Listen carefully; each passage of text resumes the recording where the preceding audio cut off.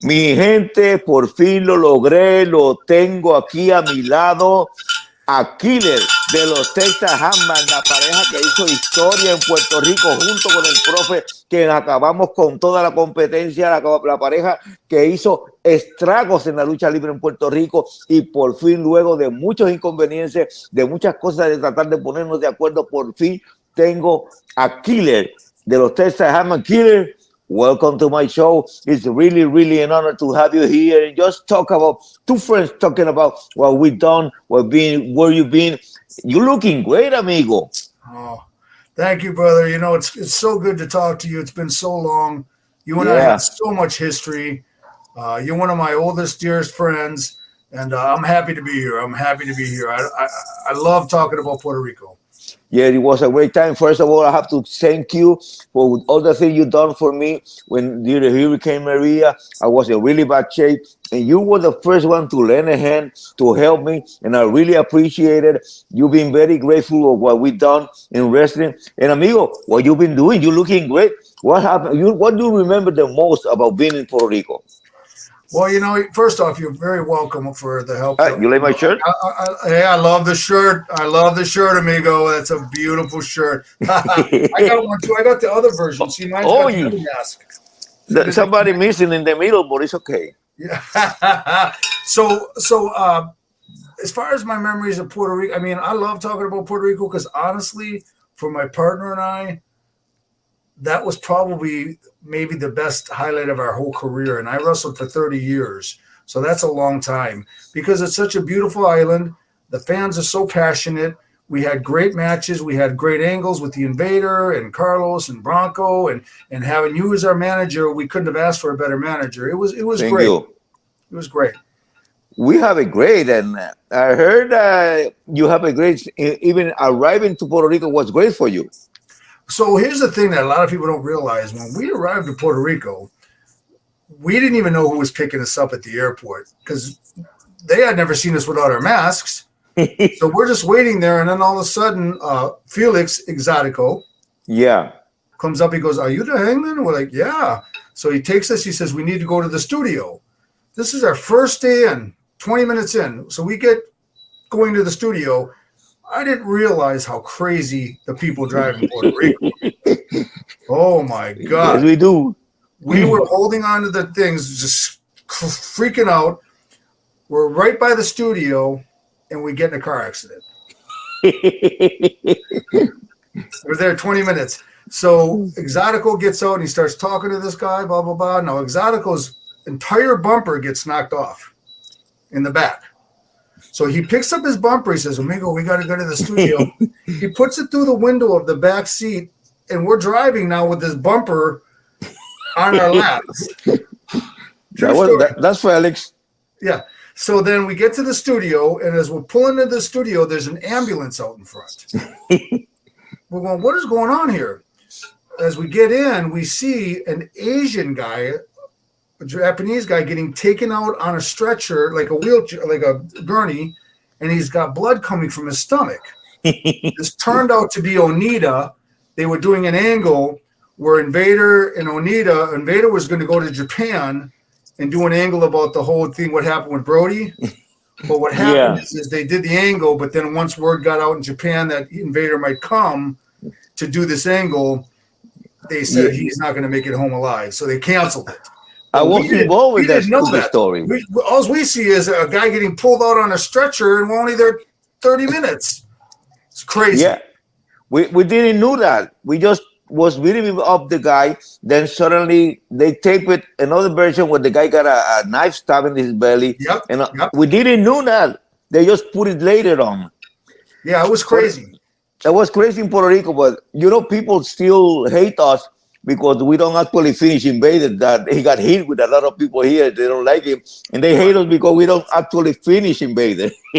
Yeah. Well, you know, I mean, that whole thing with Invader is pretty crazy, obviously. But I'll tell you what, he was actually the guy, believe it or not, who called me and Bull, my partner, to come to Puerto Rico.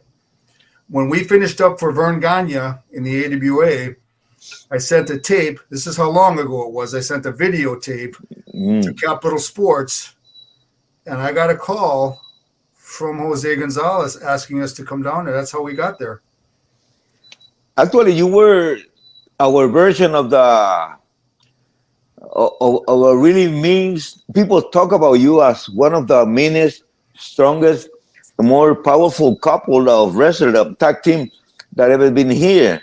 You're just our version of the Road Warriors. And I know you were a real Stevie and you were strong, and those belts were really stiff. And people hate. I know the guys who have to go do TV with you guys, they were really scared of you guys. Yeah, we came there, and to this day, I get emails and comments from people from Puerto Rico that say us and the Sheep Herders were probably the two most teams that made the impact in Puerto Rico, which I'm very proud of. And we worked hard to get that. Trust me, we had a lot of tough battles. The matches with Invader and TNT, Bronco, Carlos, Castillo, Perez. We had a lot of tough matches. We earned that spot. You worked hard, and we got a great promo. We got a great hit with the people because people believe in you guys. People, actually, a few people I go to the ring where I'm not scared of the fans in those days that were really dangerous. And I know when I was going to the ring with you guys, nobody will mess with us because they were really scared of you guys. They wouldn't get closer to you. And I know that even the belts and the ropes and your in the size that you have, they make you people fear you guys. It's funny that you say that because there were times that we were the main event a lot of nights. There were times when we left the building and there was no security left. But we never had our cars burned. We never had anyone attack us.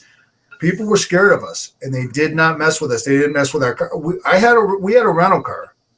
Not one time did anyone ever even put a scratch on it because they knew that the Texas Hangmen meant business, and they didn't want to mess with us. And I appreciate that. But you're right. They did. They feared us, which is what we wanted.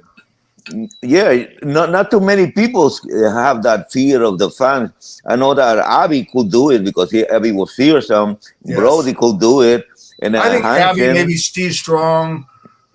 Yeah, maybe, but you're right. We were one of the few, and I'm glad because I heard horrible stories of some of the wrestlers getting their cars burned and just craziness. I was one of those. Well, you always had a lot of heat, Profi, for sure. Yeah, we got a lot of heat. The top guys. In Bronco, they burned his car, Bronco, in Loiza. The people were mad because we worked hard, because we were, people believe in us. We working for the people. We work to impress the people. And the legacy of Texas Hangmen is still strong in Puerto Rico. People talk about you guys.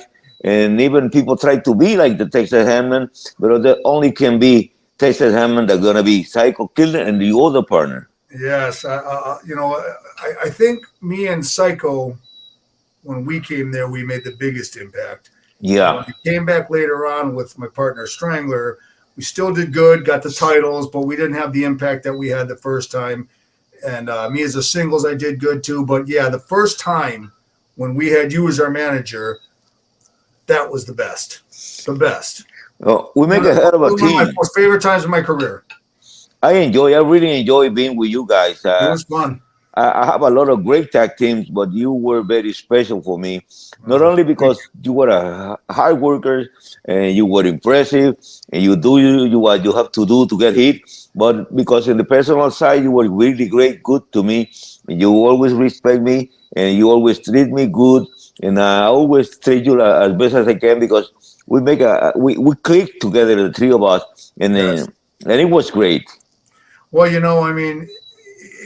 not only were our manager inside the ring, you also made sure we always got to the buildings okay. You told us how to get there. You always protected us out, from the ringside area if fans were trying to mess with us. You did a lot for us. And hey, let's face it, you're a legend in this business. You just retired finally. You started before me and you retired after me. So that's pretty impressive because I retired a long time ago.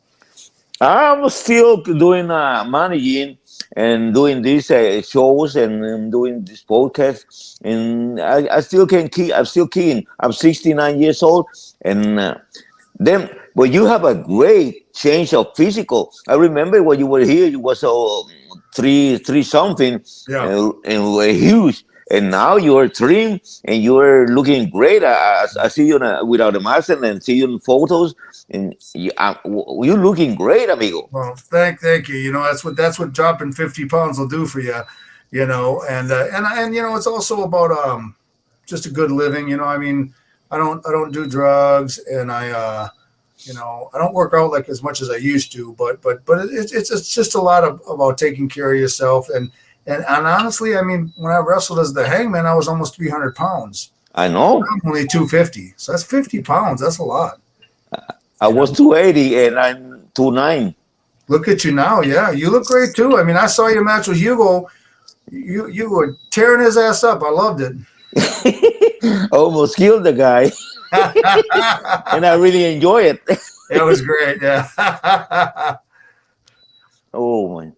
I know that you were tag team champions, and there is a legend that the belt is still around somewhere. Yeah. Actually, so yeah, so this was the second time with me and Strangler. When we were working for the office, they ended up falling a little bit behind on the pay, and they told us that, you know, we weren't going to get it caught up, and we said, well, then we're going to keep the belts. So to this day, in my office, now normally I have this on the wall up behind me, but this is the actual tag team title. Ooh. From when we were in Puerto Rico. This is the actual one. This isn't a replica. This is the actual belt from when we were in Puerto Rico. Yeah, and Tom has one too, my partner, Strangler. Yes. That's a classic issue. Those belts was made by Reggie Parks. Yep. This is a Reggie Parks belt. Yep. Those belts were awesome, classic, and that's a collector item that people will pay thousands of dollars for those belts because for the story they have, and they were done by Reggie Parks. Yeah, if you think about it, this belt was probably held by so many top wrestlers over the years because this one was probably around a long time. So yeah, it's got a lot of history, a lot of top wrestlers. Puerto Rico has always been a place where so many top wrestlers came. So many. Everybody that was somebody in wrestling, those the biggest stars in the 80s and the 70s and the early 90s. I think that the best of the best was in Puerto Rico, and we have a chance to work with them and see them in person. And those belts were in the waist of many superstars, even the Funks, even the Hanson, Brody, all the great tag teams in the world, Puerto Rican Chiqui Star and Rambo Rome Star, they got those belts. A lot of great tag teams got that belt, and you have in your hands that. I think no matter how much money they owe you, you got the winning part. I said that to my partner. I said, you know what? I'm so thankful that they didn't pay us because this is maybe my most important memory from wrestling. You know, I've been retired now for many years. And every day when I'm in my office working and doing things, I look back behind me and I have that great memory. Ooh, a great memory and a great article and a collateral item. And my friend, what you got plans for now on that you're still in great shape? Do you still want to hit the ring again? No, not me. I'm 58 now. I'm too old. You know, you did it much longer than I did. I retired my last match. So I don't know if you know this or not, but my last match was in Milwaukee, Wisconsin, where I was originally born. And it was at a big arena that this guy, Dave Hero, puts on an annual show called Blizzard Brawl. This was in 2015. And I asked him, I said, would you do me a favor? Could you book a 6-man where it would be my original partner and then my other partner? So I had Frank and I had Tom, Killer and Strangler and Psycho. We all teamed together. And my last match was a 6-man with both my Hangman partners. Oh, that must be great. It was the first and only time ever. And that was a perfect way to retire. Frank is still doing good, no? Or his back is really bad? Yeah, I live in Clearwater, Florida. and he lives in Clearwater as well, but he lives about 15 minutes from me. And yeah, he's doing good. He's a bouncer at a strip club and enjoying life. Still bull. He's still bull, and he's big as a house. Yeah. Oh, good. My friend, it's been so good to talk to you. And I know we have stories, and you know those fans. You remember that night that we hang Invader? Oh. And we almost got killed that day. The people were really mad. There was, I think, one of the strongest incident in wrestling in many, many years. Yes. And that people still talking about that. And you see on YouTube, everybody, they see it and everybody see it and remind their days and talk about it. And it was a great story that put us over everybody else. Yeah, that will go down forever. That whole angle where not only was it Invader and us in a match, And Carlos. And then Carlos and all the other wrestlers were involved. You had all the good guys and the bad guys came out, and then even Sasha got involved and got pushed down, and then the turn with TNT. Yeah. To being a good guy. That was to me, I do feel that was one of the best angles ever in Puerto Rico history, ever. It was so great. Everybody was so involved, so much passion. The heat that I get, the heat that you get, the people, the Invader, the way the people believe in Invader those days, they love, they cherish him. And even after everything, he was still the top idol, him and Carlos, and now TNT that was coming in, and we kicked the crap out of them, and they put us over the fence. And actually, you were really hanging Invader. You know what? And that was tough. He was in that noose for a very long time, maybe longer than we thought it would be. And yeah, he was hanging for a long time, and that was dangerous. Dangerous. Yeah. The one thing you were famous for is that you were not gentle people. Nope. Even with Carlos, we were always with all the wrestlers we wrestled. We treated them the same, and we were as rough, but we expected it back too. You know what I'm saying? I mean, they gave it to us, we gave it to them. I know. I remember I wrestled once without the mask with somebody might call Matey Kodiak. He kicked the shit out of me. Yeah. He was stiff. He beat the crap out of me. I was sore and so over the body. And they say, how? He was my friend and he loved me, but he almost killed me. You know what? You have to blame the office for that, though, because they told me, forget that this was your good amigo. You need to get over and do your thing. And yeah, that was a little rough, but we had fun, though. We had fun. Yeah, I never complain. I just you wrestled everybody. If you think about it, you either managed or you wrestled every top star that came through Puerto Rico, and that's impressive. You know, I see videos of the old days. I even wrestled Pedro Aguayo, and I almost wrestled Gino Hernandez. I wrestled everybody. That was everybody. Bret Hart, Jim Neidhart. And you guys, I saw videos of you in the AWA. That was great, amazing videos and your storyline and whatever you be doing. And you and Killer, and I mean, in Frank and Bull, you were a hell of a team. And I remember the Butch was always in shape, tight. You were big, and it was amazing. You were so impressive that people fear you, and I love that when the people fear you.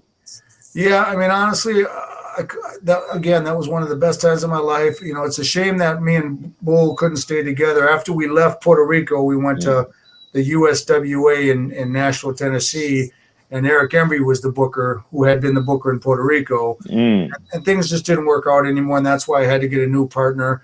But great times, yeah. I mean, you can't ask for anything more. And look at you, even you were wrestling in Calgary for the Hearts when Stu was still alive, right? Yeah. That's amazing. I mean, that's crazy. We even went to the dungeon. Yeah. To work out. Amazing. That's amazing. You were long before we were, and we were so lucky to have you as our manager because again, not only did you be a mouthpiece for us, you also made sure we made it to the buildings and that we were safe. And it was just, I honestly think that was just a special time. Yeah, for me, it was a great time, and I love all the teams I have, and they've been great to me. But you are VIP in Profe's heart Well, for a thank long you. time, and when I needed the most, you was there for me. And Yeah, even well, it's the first time I do an interview in English, and I have to yeah, do it for you. For those who don't have the privilege to see the Texas Hangmen in action, go to YouTube, check the yes, Texas Hangmen, and yes, you're gonna see what a kick-ass is by two yes. mean, strong mother flowers. And you remember when we wrestled Bronco and Invader, and we were supposed to, we lost the match, and we were supposed to take our masks off, Mm. but we put stockings on and we covered our faces. Do you remember that? We Yeah, didn't show our faces, but see, that was smart because we were able to come back later on. I was able to come back with a different partner. Had I not covered my face, there could have been no more Texas Hangman. But you remember that? yeah. You We you got a lot of play heat for cool. that. Yeah, it was in a baseball stadium Yeah. in You know, at the Lubriel. and then, you know, when I think back too, I think about, like, do you remember how crazy it was when we would go from the dugout or go into the dugout, how the fans would try to hit you on the head? You know, Puerto Rico, trust me, I've been all over the world. I've been to Japan and Europe and all over the United States, but there is nothing like a Puerto Rico wrestling crowd. They are the most rabid fans in the world. Our fans are crazy, Yep. and they were crazy, and they were dangerous, but we love them Yes. because we provoke them. We want them to Yes. be like that. And Yep. if we don't do that to us, it means that we don't have heat. That's Exactly. the thermometer to measure how good we are is that when the people want to really kill you, that was when you were over. That was when you were making money. Exactly.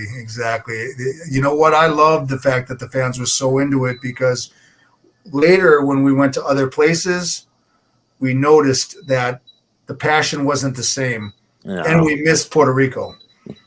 Puerto Rico is Puerto Rico, and It's a still special when they have place. a good show and with good crowd, that people still react. And you have to remember when Bad Bunny wrestled in Puerto Rico, how the people reacted, how the people love him, how the people pop. Our people is unique in the world. They are the best fans. They only need a good tag team like the Texas Hangmen used to be. Thank you. Thank you. That's what we need now. A main, strong, intimidating couple of wrestlers that have the look, have the power, have the knowledge. You weren't classic wrestler. There was no holes. There was just kick ass, Yeah. punches, and good hit. I think the business has changed a lot. You know, I don't think you have the same kind of wrestlers we used to have. I mean, the classic days of that time, I don't know if they'll ever come back. You know, No. maybe, I hope for Puerto Rico's sake, but I don't think it'll ever be the same. Those were the best days. Yeah. Wrestling have changed. The Yeah. fans have changed. Yep. The page, The internet. internet has posting everything. Yes. But once in a while, somebody come with a good microphone, with a good story, and talking good. Hey, me and Hugo, we raised hell, and Yeah. people were into it, and people were involved in whatever was happening because they believe we believe in ourselves, and we actually put everything we have into that match.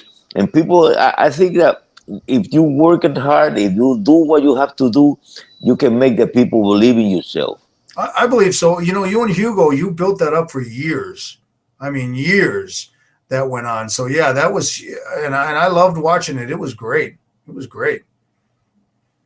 Well, my friend, I have fun with you, and where people can find your stuff. You sell your mask or t-shirt or your merchandise.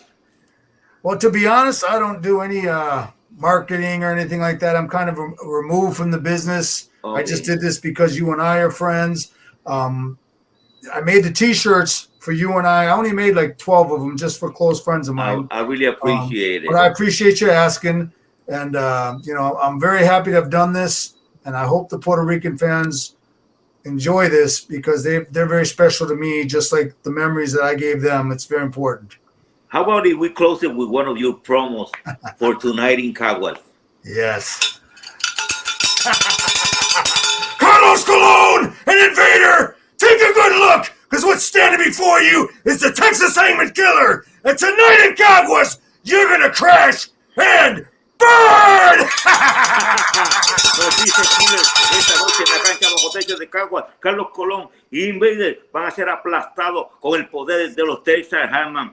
Amigo, it's been a pleasure. It's been an honor. It's been great to talk to you. And I hope it's not the last time. We're going to have to get together in those reminiscences, all those beautiful times we have together. Yes. Keep in touch, amigo. Love ya. I'll stay in touch. Love you, dude.